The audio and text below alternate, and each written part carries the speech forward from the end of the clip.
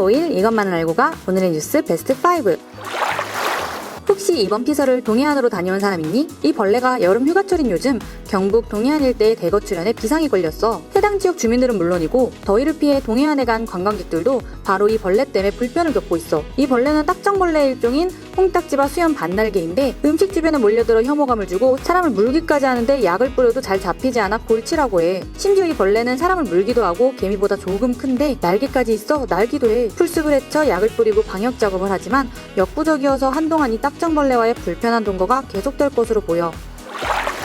일본이 전략물자 수출 우대국인 백색 국가에서 한국을 제외하는 결정을 강행한 이후 처음 맞은 주말 서울 도심에선 일본 규탄 집회가 잇따라 열렸어. 4일 경찰에 따르면 민주노총, 한국진보연대, 한국 YMCA 등 전국 680여 개 시민사회 단체가 모인 아베 규탄 시민행동은 전날 오후 7시쯤 종로구 옛 일본 대사관 앞에서 역사 왜곡, 경제 침략, 평화 위협, 아베 규탄 3차 촛불 문화제를 열었어. 폭염이 최고조에 이른 날씨에도 주최 측 추산 약 1만 5천여 명이 행사에 참여했어. 시민행동은 100년 전 가해자였던 일본이 다시 한국을 대상으로 명백한 경제 침략을 저지르고 있다고 비난했어.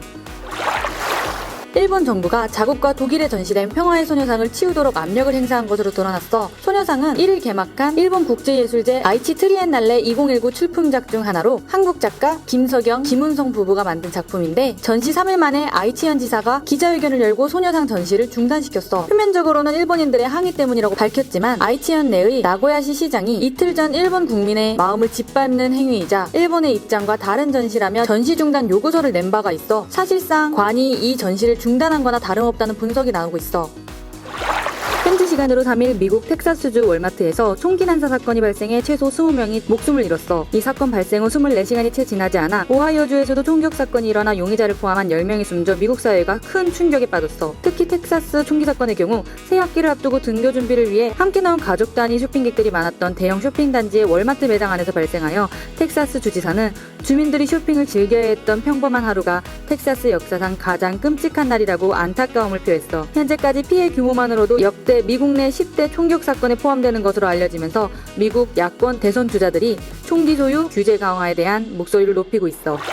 일본의 2차 경제보복에 맞서 정부와 기업, 정치권이 주말 내내 머리를 맞대며 대책 마련에 주력했어. 더불어민주당과 정부, 청와대는 4일 국회에서 소재 부품 산업에 살일본을 골자로 한 대비책을 협의해 발표했는데 일본 경제보복에 대응하기 위한 예산을 최소 1조 원 플러스 알파 규모로 반영하기로 했어. 또 범정부적 소재 부품 장비 경쟁력 위원회를 구성하고 홍남기 경제부총리 겸 기획재정부 장관이 직접 위원장을 맡도록 했어. 당정청은 이를 뒷받침할 실무추진단의 설치를 정부에 요청하고 당내 일본 경제 침략 대책 특위 등과 협력을 강화하기로 했어.